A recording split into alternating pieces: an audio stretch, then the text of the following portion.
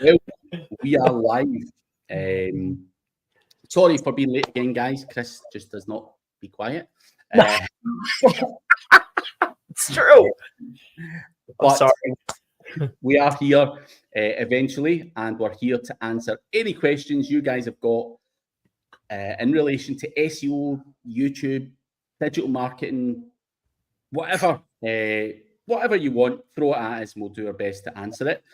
But before we go to any questions, please do check out the news guy. The link is below. Mr. Randy's digital PR service. And if you're wanting referring domains and a bit of exposure, brand awareness, all of that good stuff, then do check out using the link below. Various different packages available.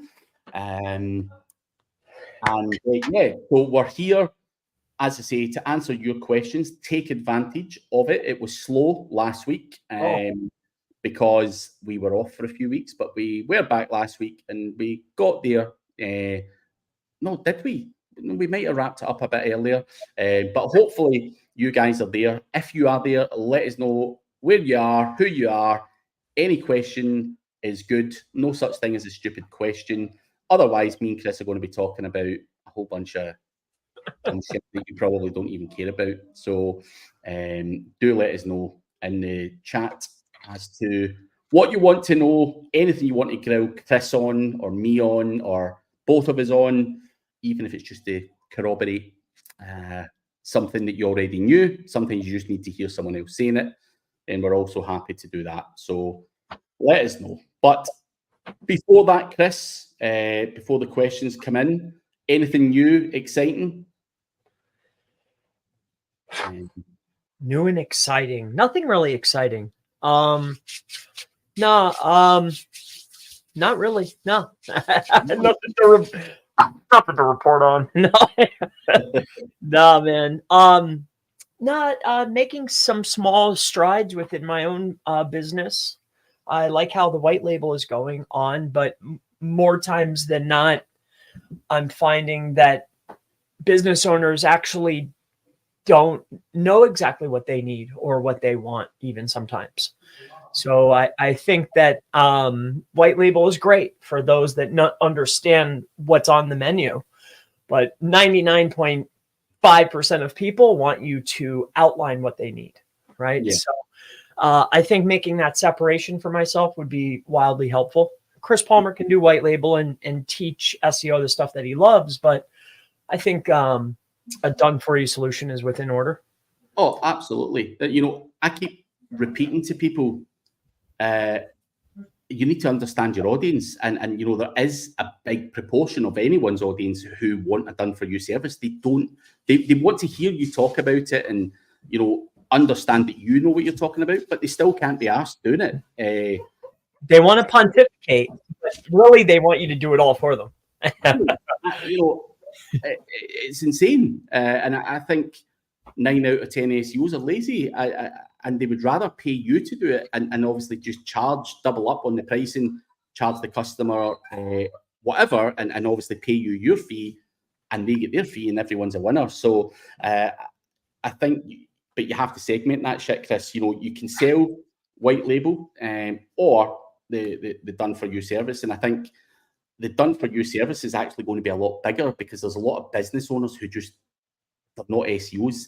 So whilst SEOs are lazy, I also feel that SEOs don't want to spend the full amount of money on a good service. They want everything at a real low-cost price. So, you know, that's where white label comes in. But I think a general business owner would just say, do you know what? Here's my budget. Go away and fucking do it. I don't give a fuck. Report to me once a month or whatever. Job done. And that is a much bigger audience, dude, than just white label, in my opinion. But hands down, you know, the white label attracts other guys that look like me, but the business owners that I'm trying to help, they want it all done for you. And really, the monthly, I was steering clear of that because really it's the same services. However, there's going to be additional fees for time. So I was trying to steer clear of that. Let's extract my time and I'll just give you the deliverable. But that's not what people want. So Hey, it only took you 2 years to figure it out, Chris, but good job, buddy. As I say, it's just understanding who your audience is and who you want to sell to. And a lot of people don't think about that. And what that person wants. You have to put yourself in those shoes. That's what it is. And yeah, my brother and I talk about it, but we want to help. I want to help everybody. Like, hey, you want to buy 1,000 links? Okay, I can help you. Oh, you just need 10 a month? I can help you too. You know? So it's cool. It's fun. Yeah. Pushing the traffic is more fun though. But anyway, what's Ryan Sheehan? Okay. So it says, I've seen Matt Diggity's latest video and it looks to be packing in Google SEO for YouTube SEO, maybe because affiliate SEO is dead. Thoughts on YouTube SEO? I think that you're missing a massive amount of traffic if you're not considering YouTube SEO. Yes, Google SEO is what we all strive to do and which we've always done and blah, blah, blah, blah, blah. However, can you get traffic from other sources? Absolutely. And YouTube's one of those that, you know, Chris and myself have done these sessions for 5 years going on. And, you know, we've seen value in it. We've seen it working. We've tried to play with rankings. We've tried to fuck around with some stuff. And, you know, a lot of business can come from YouTube SEO alone. I'm pretty sure Chris probably doesn't need to do SEO to his services website because he pushes the people from the YouTube videos over to his service, and that's enough for him to buy. So, you know, I think doing affiliate websites and stuff, you know, we've seen the updates in 2020 and the commission slashes from Amazon and various other bits and bobs, and then helpful content update and all of that kind of stuff. Affiliate marketing can still work, but the days of just throwing tons of content at it and maybe not really building a brand round about it is, and in my opinion, dead. I don't think affiliate marketing's dead, but I can understand why Matt may want to. I'm not saying he has, by the way. I'm just going by what you're saying here. But, you know, I certainly think Google's getting harder and harder. There's more competition. There's more updates. There's more this. There's more that. You know, and you look at other people, they're leveraging Reddit for traffic and various other platforms as well. So, you know, I think YouTube has been massively beneficial for me, and I'm pretty sure I can speak for Chris and any of the others that do it. But I think you also have to evolve into other places as well. So, Chris, what's your opinion on it all? I know you're a big fan of YouTube. There's no doubt about that. You know, you love it. But how's it impacted your wallet? You know, obviously, how does it work? You're not going to rank chrispalmer.org for like all sorts of SEO terms. You're using YouTube to drive people to your site. It's a landing page. I'm running ads and organic YouTube and other ads to that landing page. Yeah. That's it. It's one page. And then if I goof around on there, then great. And then I have another asset for Black Hat World Marketplace. Like that's it. You know? Would I think that it's massively impactful for a regular business? Yes. However, generally people get lost in the time that it takes in order to get something to actually perform, just like with their websites. Like if it doesn't happen immediately, people will give up. Yeah. So as long as you're consistent and persistent enough, I think it can work, but so could Facebook, so could LinkedIn. Yeah. You know, I talked to this guy, Antov. When I talked to him 6 months ago, he was booming. He was starting to do LinkedIn and like pummeling it. He was getting like 13, you know, views or whatnot. 6 months later, he's running a whole agency off of there. So yeah. Yes, I think that there's massive opportunity here on YouTube as long as you're willing to put in the time, for sure. Or you have a bunch of budget, which I'm learning about. It's years. Like you've been doing YouTube how long? 10 years? 2016 was the first SEO video. I made other goof off videos too, like because I was pitching product like collectibles. So I had a channel in 2012 too. But 2016 was my first YouTube SEO video. Hey, I know how to do SEO better than these guys here. you know what I mean? Like I was looking at those guys like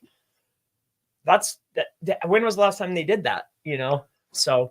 And 2016. How long has that been? 16, 17, 18, 19, 20, 1, 2, 3, 8 years. Oh my gosh. My next question on that, Chris, when did you start making money from YouTube?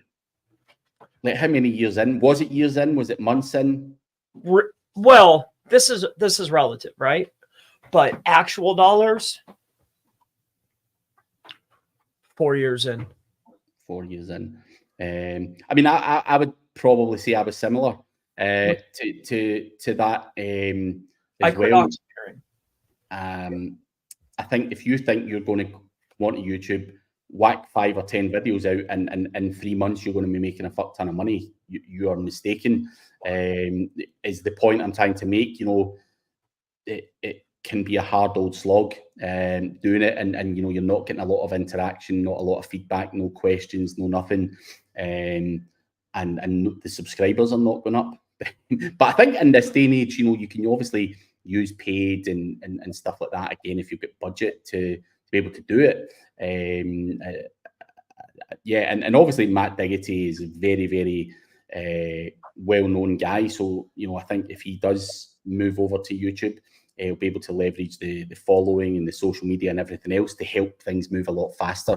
Plus, I know for a fact that he's got the money to be able to pay if he wants to scale it as well. So I don't see any real problems in Matt making that transition at all.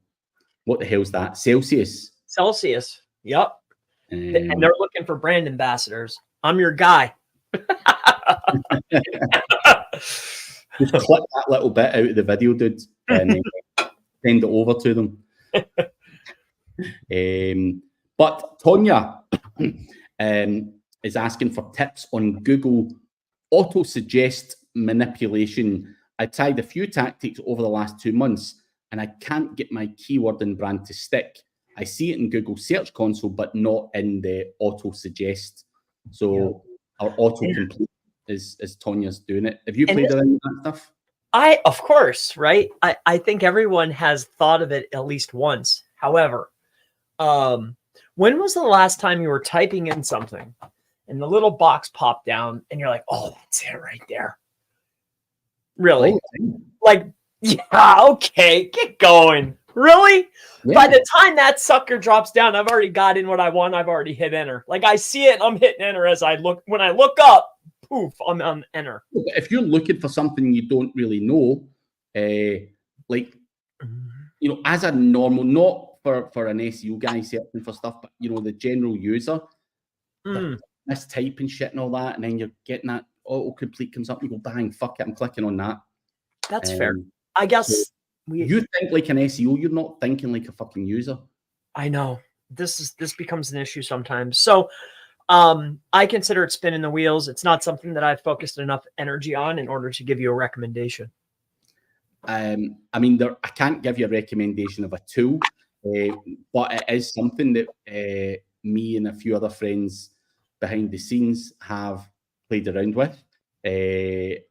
And I'm pretty sure if you go to Ahrefs and search for my name and James Dooley's name, you'll be able to see there's a lot of manipulation going on in terms of who's better at SEO, Craig Campbell or James Dooley. We're just fucking around to see what we can do with it. And all I will really say, Tonya, is you need to hit it fucking hard and aggressively. You know, any kind of small amount of searches is not going to be enough to cut it. You need to hit it fairly hard, and obviously the tools that we use are just not publicly available to use. You know, James Dooley got a custom made one done. I don't know if there is an auto suggest tool out there that does work. I've not tried it, but you know, the tool that we use is not available for public consumption, or I would obviously tell you, but you know, it's certainly something that I feel can work. And here's the other thing, Chris. You know, you talk about how many people are going to search for it. Now, see if this stuff shows up in autocomplete and Ahrefs and everything else. It's amazing what happens in terms of natural links and everything, or natural links that you can acquire. So we've done a lot of it based around best SEO speakers or top SEO speakers. And then when someone else writes a blog post on that shit, AI picks up on it. And obviously people pick up on it and they start writing about you and you start to acquire links as a result of it. So, we found that happens as well. If you hit it hard enough and you're playing around with it, would people start to include us in the top SEO speakers articles that are being generated, whether they're AI generated or not, I don't know, but a lot of that stuff goes around and we get links from it and all that kind of stuff. So I think there's a lot of positive benefits of doing that. Auto suggests manipulation, as well as obviously trying to force people to click on what you wanted to click on as well. But other than that, there's not much else I can add. How about I figured out that why is this YouTube is it starting to bubble now? Like people are getting interested in this? Oh yeah. I mean, I done a talk on it yesterday in Slovakia. Oh jeez. I'm actually now being asked to speak about it. Oh wow. And stuff like that. I think there's people considering it now, Chris, but I think a lot of people don't consider the time and effort that guys like us have done, thousands and thousands of videos that are out there and turning up every week when we can to do Q&As and everything else that goes off of that. I don't think people want to work that hard for it. I know people are talking about AI videos and why are you not doing these fake podcast videos and all that stuff. I'm not doing that. I've worked too hard to get where I've got to be sticking an old fucking AI version of a man and a woman talking about a particular topic. No one cares about that man or woman, and that man or woman don't have the vocabulary or the banter or whatever. So I still feel that YouTube for me is very much a personal thing. Again, I'm not prepared to risk that. So a lot of people are talking about faceless YouTube channels and AI and scaling that shit up. Oh.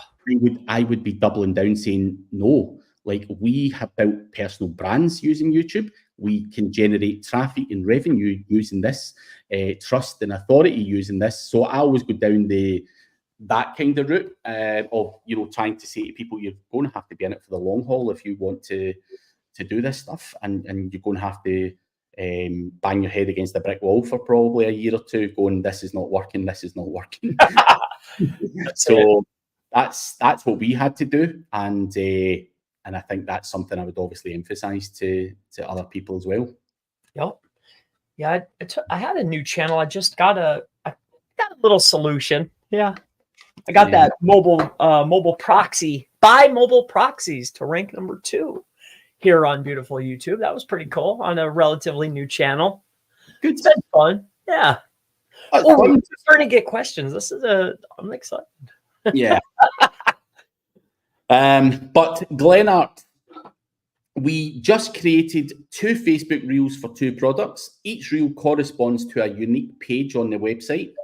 If I load the reels on YouTube and put links to those unique pages, what is the expected boost?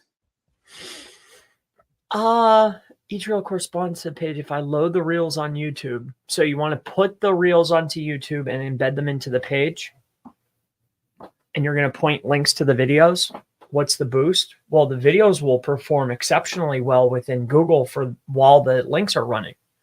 If you can get traffic and clicks and watch time while the video is there, at least within the first 30 days, it could rank inside of YouTube. So as far as benefits of that page, I would highly doubt that. But the video can rank within Google if you point links. It will rank on YouTube if you're pointing time. And maybe potentially you could get some sales.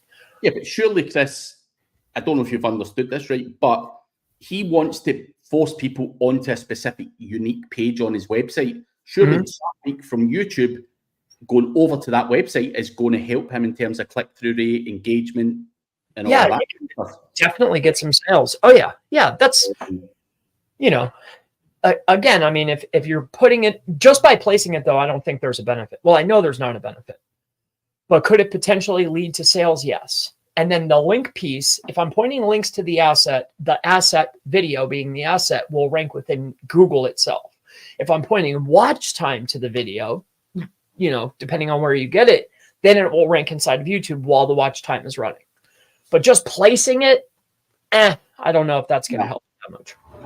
No, not just placing it, but I think, you know, utilizing anything, Glenart, you know, a reel or whatever it may be to push traffic around is massively going to help your website in general. You know, if you can use your social media, you can use YouTube, you can use whatever to push that video around and then get people to land on those pages, then I think it will have a positive impact on your overall SEO efforts, pushing traffic around. So I do it.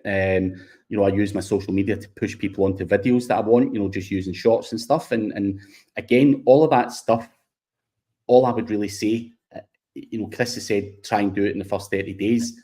I try and do it all at the one time so that the fucking video or the page looks viral. You're trying to get that viral impact and get that initial explosion onto your page or onto your video or whatever it is, or both, which is what you're trying to do. So I think it's trying to do everything in sequence is what I would be trying to say to do. Not just over a 30-day period. Like, it goes out to the mailing list, it goes out to this, it goes out to that, push notifications, whatever you can get on that fucking thing straight away is important. But Sarju, what are your thoughts on rank and rent website? Is it a good business model? You're not a rank and rent guy, are you? It's not for me. Yes, it's not necessarily for me. I would contemplate, if you have the ability to get the entire asset up, why rent the phone number space within the homepage when I could potentially allocate those leads towards different individuals or companies and generate way more dollars? So I love it. And if you have the skill set, why limit it to one? I personally have found that I'm able to make more dollars with more people than just one person, but to each their own. You know, the thing is, Chris, I used to do rank and rent, and I used to charge a guy a fee to rent the website, a monthly fee. But selling 2 or 3 leads a month, you know, it was a one-man band that I used to do it to. So the guy couldn't do all of the work, and I knew the website was ranking really well for a lot of search terms. So I knew that he was cherry picking the good work, and everything else basically went in the bin or over to his mates. And all I would really say to Sarju is that's lost money for you. If you're selling that per lead, because that motherfucker doesn't have a big enough business or the drive or the hunger to expand, means that you're always going to be left with your piddly £500 a month or whatever you rent that out to that guy for. You know, if you need to be adding more to the website or the asset, and that should in turn be making you more money. So your income should be endless. And I think having 3, 4, 5 guys that you distribute the leads to based on the sizes of the businesses is going to allow you to make a hell of a lot more money. I think it's a poor man's mentality, and certainly a mentality that I once had. I just thought, you know what, if I can get X from this guy, and I just do a little pishy bit of SEO on it and just pop a few links at it, you know, I'm getting my $500 or whatever it was at the time. It was just a lazy way out, and I wasn't enthusiastic about doing anything else with that website. I just let it do its thing, and I never made any more money. And then the guy will eventually phone you up and say, dude, I'm finished, I'm retiring now. And then you trying to offload it onto someone else, it's a wee bit of a harder sell. So I think lead gen is definitely much more scalable, and definitely something I wish I had done rather than rank and rent. But I went all out in the rank and rent. But also, it's probably not fair to say I went all out on it. You know, back in the day when I was doing that stuff, it's when exact match domains were a big thing. Where, you know, if I bought like Insurance Repairs Glasgow, then it guaranteed me position 1, basically by putting a 1 or 2 page website on it. So I didn't have to do a huge amount of SEO to keep it there, if you like. So I was kind of different era, different time, and it was a hell of a lot easier to manage and maintain the rankings as it is now. So I wasn't that arsed. I was just like, yeah, just have 10, 15, 20 ranking rent websites, and if they're all paying you $500, then you've got a nice income there. And but it's not scalable. How do you? It's all about scale. And even Chris will tell you, it's all about scale all the time. Chris, even now, wants to scale VAs and everything else, because it's, if I spend here and I'm making X, what happens if I spend that and I get Y? That has always got to be the mindset that you have, and it's just away from that poor man's mentality, which we all have and we've all had, including myself and Chris in that, because the early day conversations I had with Chris, you could just tell it was like, it's just an excitable kid trying to come up with all these fucking crazy ideas to make money, and you're like, dude, you're not thinking straight. It's you're doing the exact same fucking bollocks that I've done and other people have done in the past as well. So it's not a good business model based on that. Unfortunately, Sarju, I think you can do better. You can do better, for sure. But it is an easy sell, though. Hey, I got this website. It's ranking in multiple cities, like easy sale. Absolutely. You're not charging someone a monthly retainer saying, I might get you ranking for this. You're going, I have already got this ranking here. Do you want a piece of it? Here's the calls. Yep. It's the easiest sell in the world to do that. But I think the client's winning and you're a fool in that particular deal, and that's not how it should be. You should be winning and the client's the fool if you're running an SEO business. No, I don't mean that in a kind of bad way, but why are you limited? Equal exchange, at least. Yeah. It's not one side's doing better. Like in that initial instance, they're getting the win, but it needs to be equal. And I think lead by lead, you're both winning, But up to you, though. I'll flip this, right? So I've got a friend who does a lot of lead gen. And what happens after a period of time, Chris, is the people will come back to this friend and say, dude, I want more out of you in terms of more leads. I'm just going to give you fucking equity in the company. So it's just a step ahead than doing fucking rank and rent. You're then able to get equity in a company or whatever it may be because of your ability to generate leads. So your opportunities will grow. And I think anyone with any real business that's got right structure and everything else behind it will happily give you equity or lead gen or whatever. They don't give a fuck. They'll just want to keep going. So, and it's similar to you now, Chris. When you make a few quid, you now need to grease the wheels and keep making a few more quid, and you throw more money at it and everything. It's all relative. So I think that's what we don't understand as when we're starting out. It's all relative. People will pay. The good people will pay because they see the value in what you do. That's right. Well, everything's people, though. At least for this business, I've realized that everything is scaling people. Very hard. Yeah, that part's not easy. Very hard. Try a radio ad. What do you mean by that, business growth ready? I'm guessing if you were to do a radio ad and then you want people to search for your brands and various other search terms, that could massively work because you're getting a massive amount of exposure and people are likely to go and Google shit relating to your business and stuff like that. But I don't know if you could manipulate that, call that manipulation as such, unless I'm overthinking this.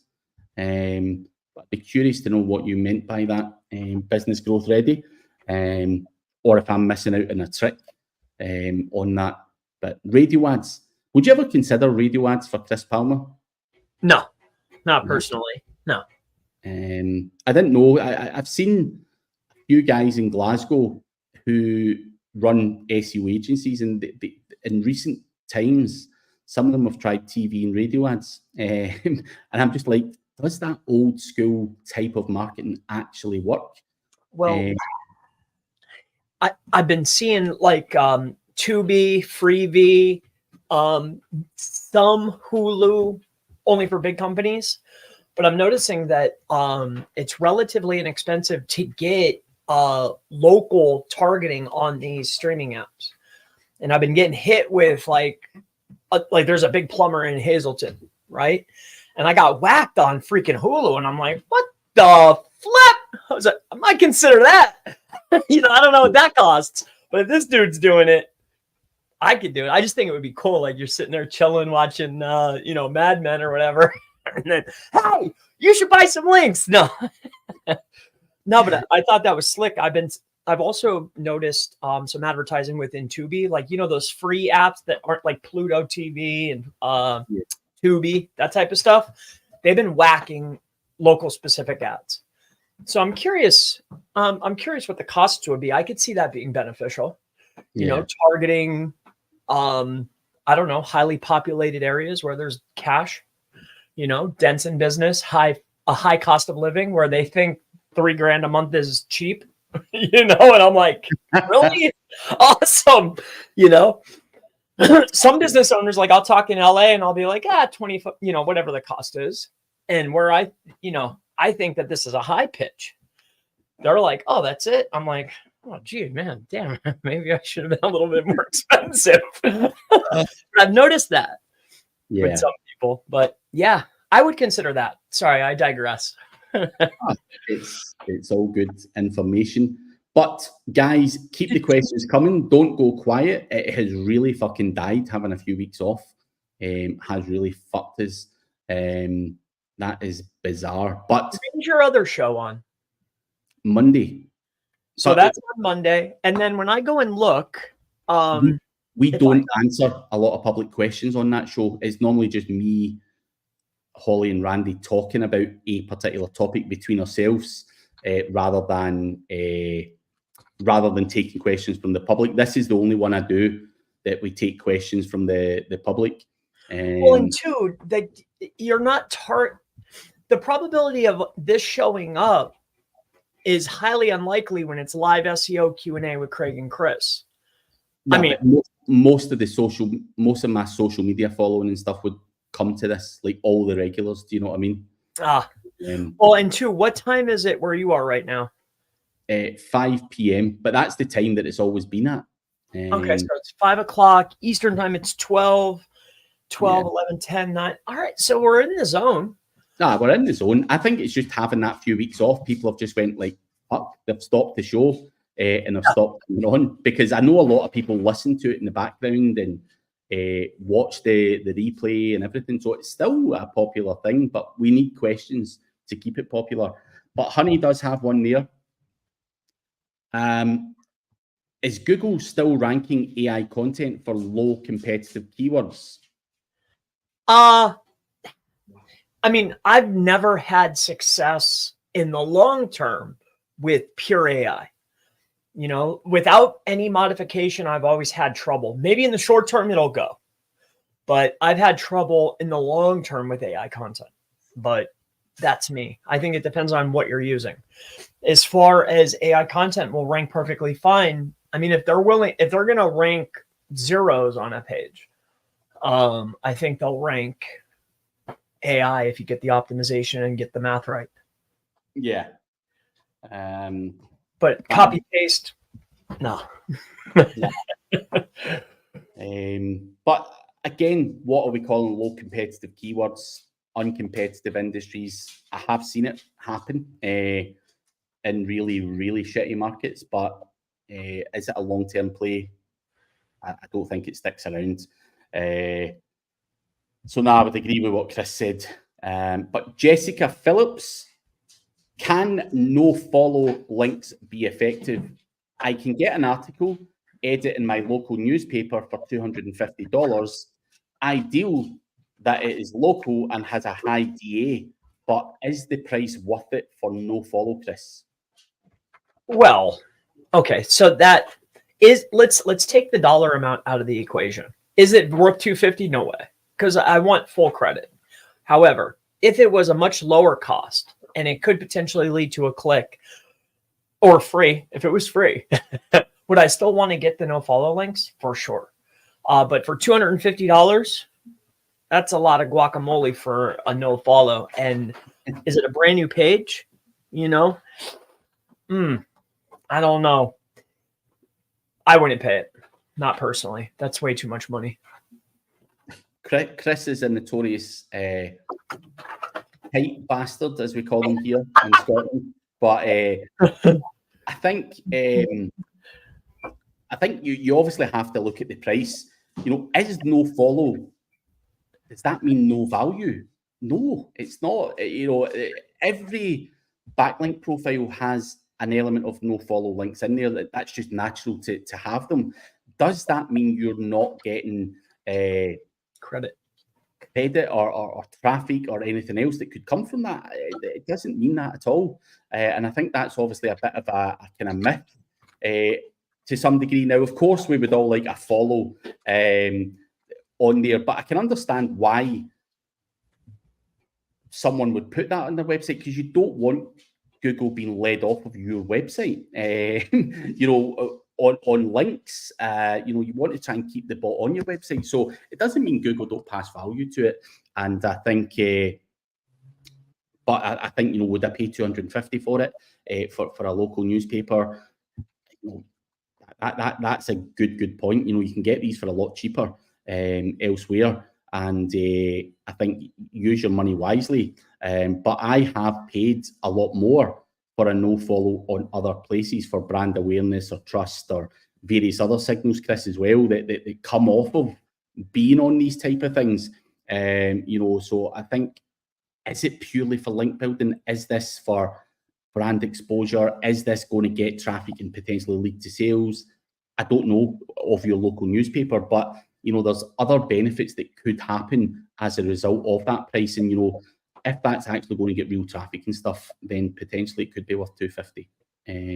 But Nofollow is a directive from the webmaster, right? Yeah, the person who owns the website. So Google does whatever they want. So are they going to pass PageRank because you said not to? I don't know. It's up to you to decide. Yeah. Obviously, no one knows the true answer to that, but no. I think, you know, if you look at anyone's backlink profile, you will see an element of do follow, no follow, and I think SEOs are obsessed with do follow this, do follow that. Doesn't mean the other stuff's not passing value. So yeah, and that's a lot of guacamole, as says Ryan Durrani.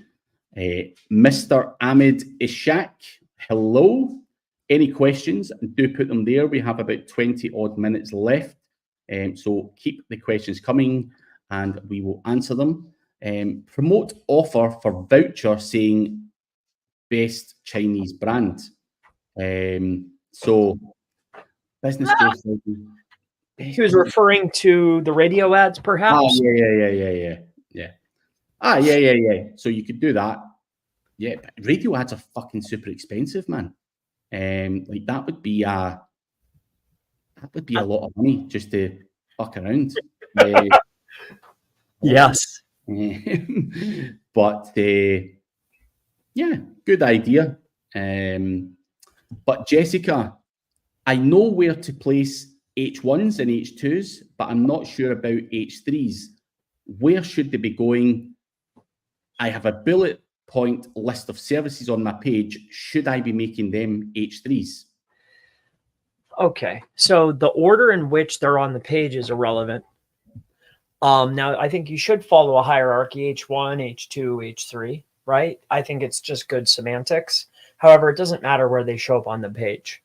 The second part of the question, should I make the bullet points H3s? This is wildly dependent upon who's ranking. What is that page about? Like, what are you targeting? Is it plumber in city? Well, who's winning currently? How many H3s do they have? How many H2s do they have? What's our word count? You know, I need to base my page and how I optimize the page, especially heading tags, based upon what Google's rewarding over here. So I would be wildly cautious where I put my H2s and H3s and how many I use, depending on what Google's rewarding in your SERP. like whatever you're targeting. Go look at the winners. What do they have? And then that would help me with my decision. All right. Hopefully that helps you. And does it affect my page rank if the H1 is not the top header on a page? No, it doesn't matter. We rank. No, I've ranked in very difficult niches, and at the very top, we wanted to blast a high converting tag with a photo with a form. So we put the H1 all the way down it was at the bottom of the page. So there's that. And it doesn't matter the size and all this stuff. No, we had the H1 at the bottom, and we ranked very, very well still to this day. Yeah. Yep. I don't think that matters. I know it doesn't matter, actually. Yeah, I wouldn't say it's, I wouldn't disagree with that at all. Mr. Ahmed is saying, are you doing these events daily or weekly? Every Wednesday at the same time, 5 p.m. UK time or noon Eastern time is the usual times for it. So share it with your friends. We want lots more questions, so put it in the chat. But Honey has asked, should I no follow or do follow the social media button, Facebook, Twitter, etc., on their local website? So would you do follow your social media stuff, Chris? You know, if you've got a local website? Well, no matter what, I think it's in your best interest to have an authoritative, relevant outbound link. And what's more relevant and more authoritative than Facebook or your Google Maps listing? And two, why would I no follow my asset and a most authoritative asset like Facebook or Google Maps? I would follow them and send them to my asset. I think it's relevant. I think it's authoritative. I think it's a good thing. There's no reason to no follow that. Yeah, it's... Yeah, I can't really fucking add anything else to that. I was going to try and make something up there, but there's fuck all I can add to that. He's not even left me a fucking crumb. I've thought about that a lot, actually, that specific question. Yeah.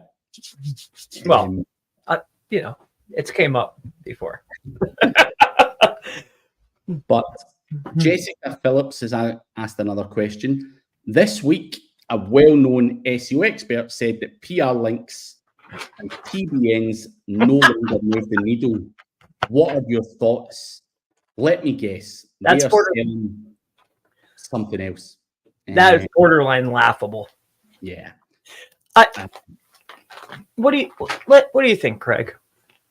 You guess they're selling something else, right?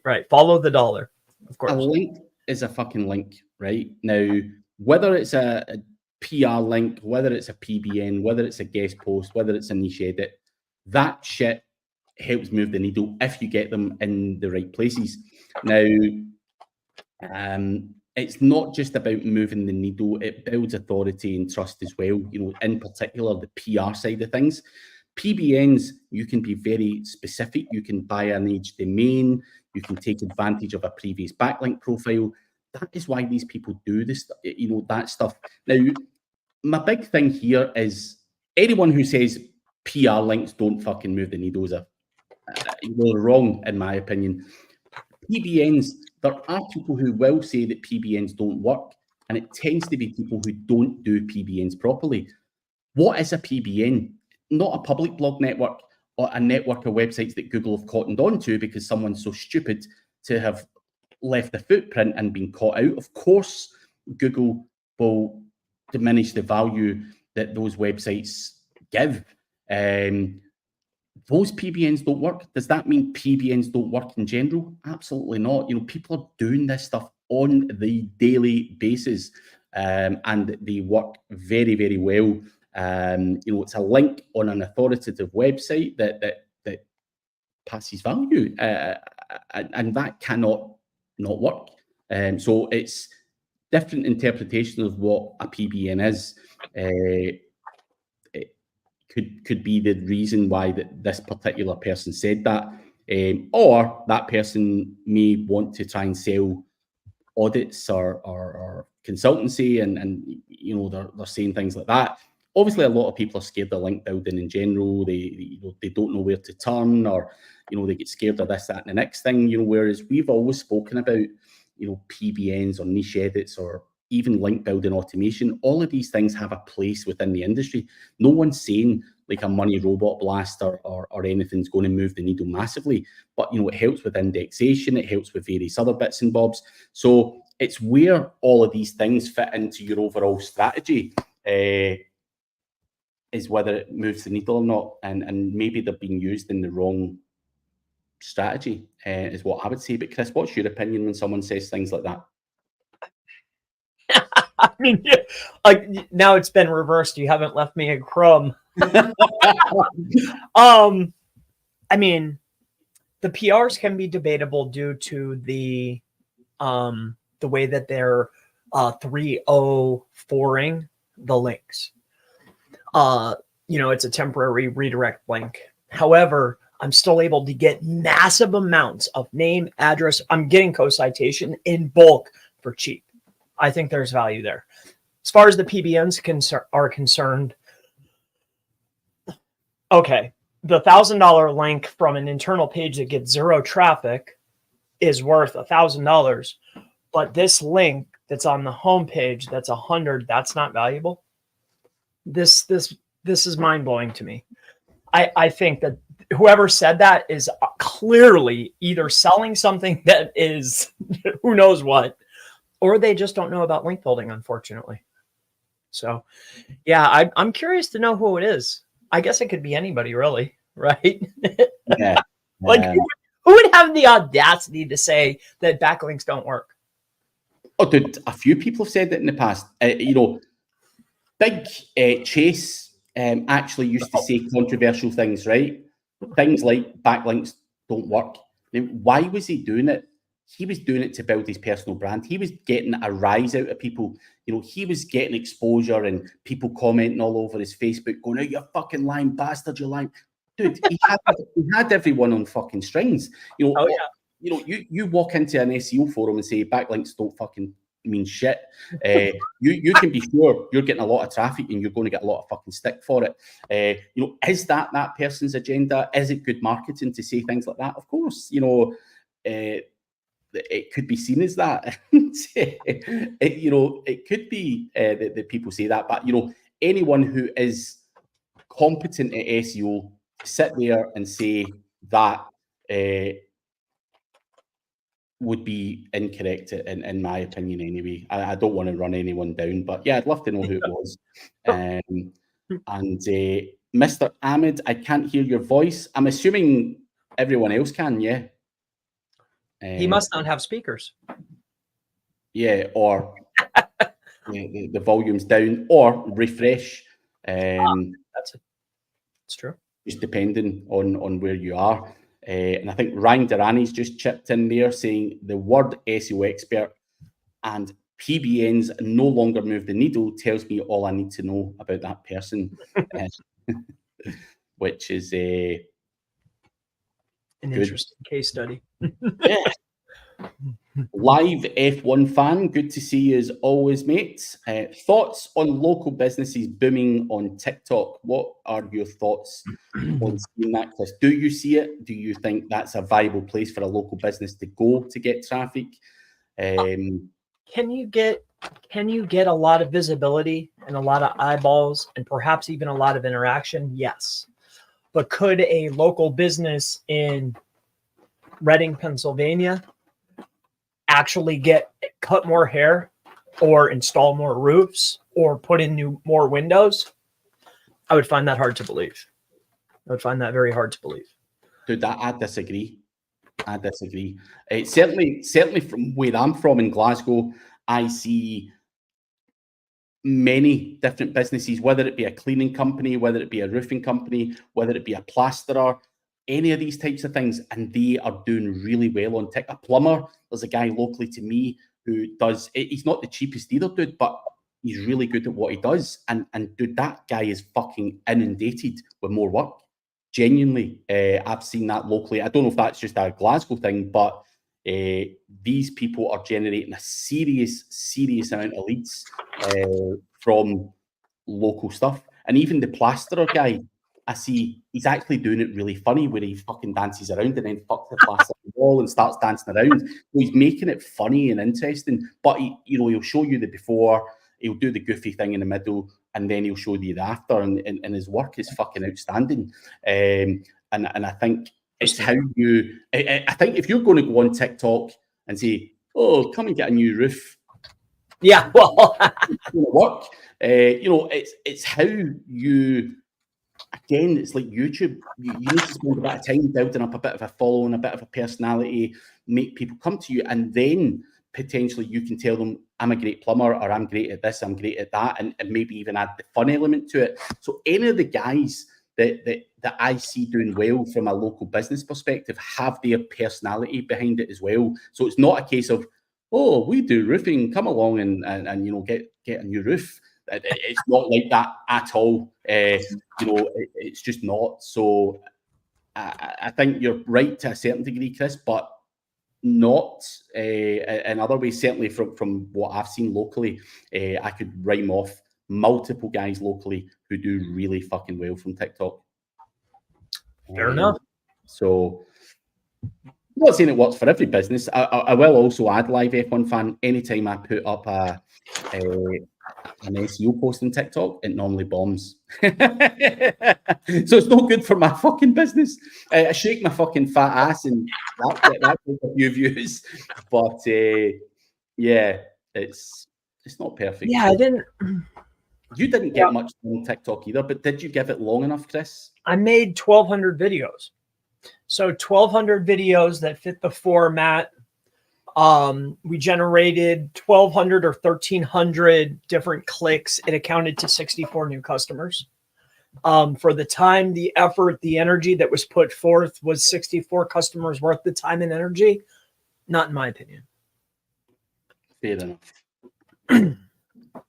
But Glenart, we have 2 info articles on our site. First article is 8,700 words, and the second is 6,900. Articles are read 200 times per month. We want to do PRs on both articles. Do we have to create a smaller version of each page? So you have 2 articles. They could be whatever you want them to be, and you want to point a PR talking about how awesome these are, whatever they're describing or whatever they're talking about. No, you can create a PR about these assets and point it to those. I don't see any reason why you would change it, especially if they're doing well. Yeah. Yeah, you're just trying to put more eyeballs onto what you have going on. That's all. So sounds good. I'm not sure though. Do we have to create a smaller version of each page? I don't see that. Nah, I would never. That's not something I would ever do. If the articles are doing well, use the PR and everything to prop them up and potentially drive more traffic. But I wouldn't be condensing them in any way or making another version of that page, because you're going to run into cannibalization issues. If I'm picking this up correctly, I might be wildly off the mark here, but I'm not sure that last. And why are you? And yeah, I'm sorry to cut you off, Craig. Why are you asking that specifically? Like, why did you introduce the information of condensing it? Why would you consider that? Like, why wouldn't you just point the PR at it to get more eyeballs, more visibility, more oomph? Like, why are you considering making smaller versions? Yeah, let us know that. I'm curious. Yeah. Watch the video from Devin Nash in your own time, how TikTok is taking over local businesses. He's a marketing expert, has worked with multiple big YouTubers and streamers. Like I say, I see a lot of people doing very well, local businesses with TikTok. So I for one, would disagree with Chris on that particular topic. But each to their own. But yeah, it's definitely worth having a look at and trying out. Jessica has a last question. For a local service page based in the UK, is a .co.uk or a .com more effective, or does Google not care? I think they're equally valuable. However, in my opinion, if I was starting fresh and I'm aiming for UK, I would go for the UK. TLD, and I would host it in UK. Like the server would be in the UK. The verbiage would be UK based, you know. That's my. I will also just throw in, if the .co.uk is not available and a .com is available, you can get a .com to rank relatively well in the UK. It's not the be all and end all. You know, a .com is obviously associated with the US market, but a lot of them do rank in the UK. So if the .co.uk for any reason is taken up, you can use a .com. But for me, I do think Google care. If you can send, you know, a local website to a URL that's .co.uk, that's hosted in the UK, that has all of those kind of signals saying we're a UK-based business, then I think things are a little bit easier. But, you know, is it detrimental to use a .com? Absolutely not. I've got lots of .coms, and yeah, they work very, very well in the UK as well. So yeah. Live F1 fan saying, the examples I saw was a bakery TikTok with 1.9 million followers and a gem expert with 1 million followers. They use the algorithm to their advantage and then run ads once the video is already viral. Yeah, why not? You know, double down if that video's fucking went viral. Sorry. Does the bakery ship by chance? It must do. It fucking has to. With that volume. See, I'm thinking like hard sales. Somebody going to a place. Well, dude, here's the thing, right? There's a guy, and I can't remember his name. Spudman, I think it is. So, Spudman is a kind of one of those snack bar type things, and all it does is make potatoes, and he puts fillings in them. And dude, the fucking queues at that guy just because of his TikTok is insane. Like fucking queued out the door. Like he's just went viral on TikTok doing all these different crazy things within the potato and giving them out for people's lunches. And even in such a localized place, people are traveling from far and wide to just try this. That's the fucking crazy thing about TikTok. And another one to kind of go against the grain sometimes would be, there was a chip shop and it was called Bingley's chip shop, and there was this little fucking stupid little tune that went on. People were driving from Glasgow down to this near Birmingham just to fucking go on TikTok saying we've been here as well, and the place was fucking queued out the door. So you know, if you've got a unique selling point, people will go crazy and travel far and wide just on TikTok. It's just what happens. And finally, there was a wine shop called Wakey Wines, and this was in Leeds, or just outside of Leeds. And this guy went viral, and people were traveling far and wide because he was selling the Prime, the Jake Paul and all that kind of stuff done. Oh, yeah. He was selling Prime, and he was one of the only guys that could get stock of Prime at the time.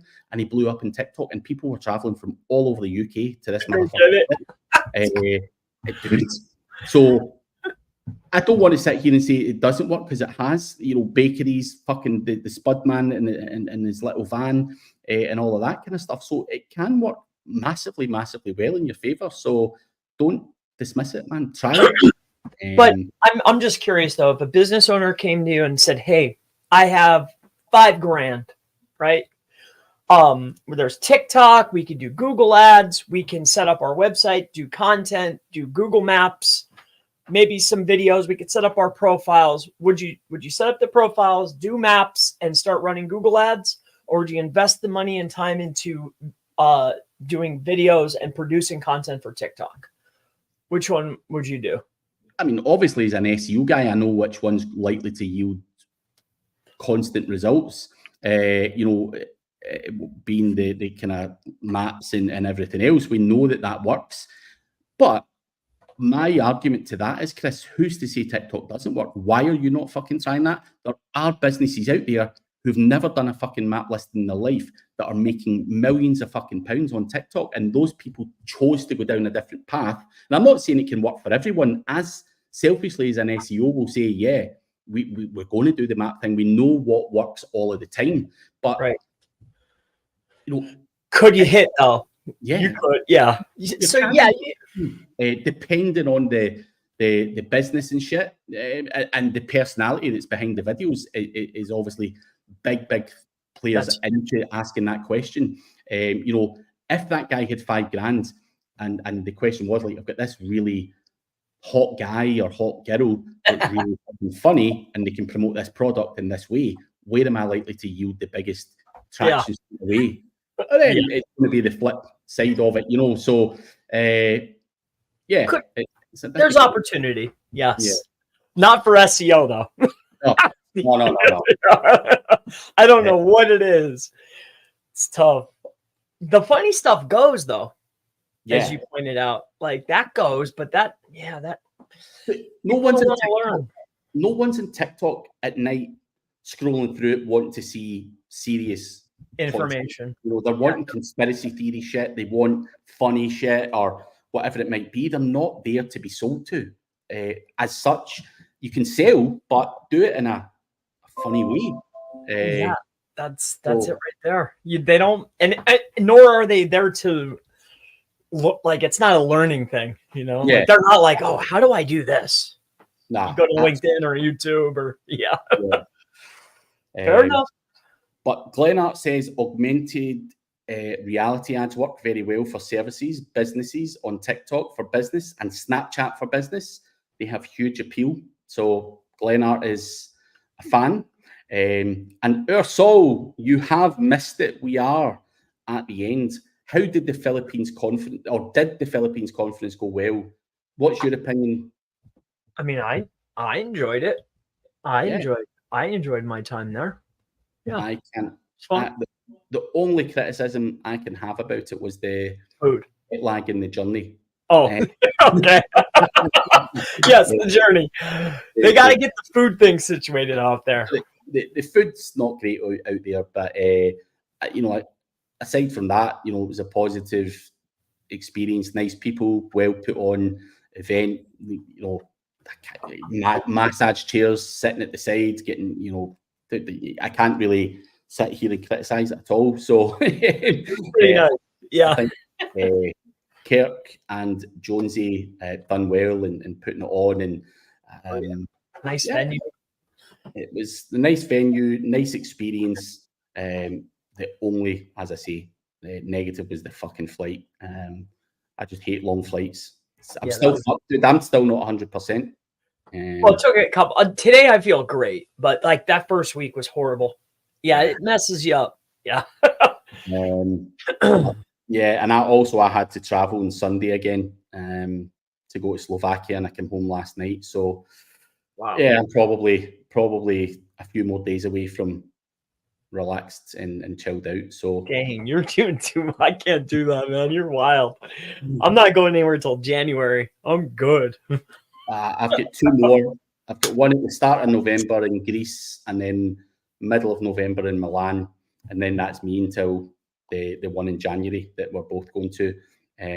Slovakia was good, a lot closer to home, good turnout, good people. So yeah, absolutely positive, and again, nice to see a place that I'd never seen. So another box ticked, Philippines and Slovakia within the space of a week. So I want to check out Australia, Germany, Ireland. India's coming. I'm going to Australia in March next year. So I'm curious how that goes. I'm not looking forward to that flight, but yeah, it'd be nice to see. But I'll probably spend a bit of time out there as well. I'm not fucking going out and then leaving a couple of days later. I need to check that shit out while I'm out there. I'm not fucking around. But anyway, guys, we are out of time. It did start to pick up in the end, but we are back every Wednesday. There should be no more disappearing for weeks at a time because we're not going to the Philippines again. Yes. So make sure you do come back with your questions and all of that good stuff. And do also check out the news guy. The link is below. And you can also check out chrispalmer.org if you want to see his landing page with the services and stuff that he can help you with. That's it. Thank you. Cool. Great. See you guys. Bye-bye. See you gals. Bye-bye.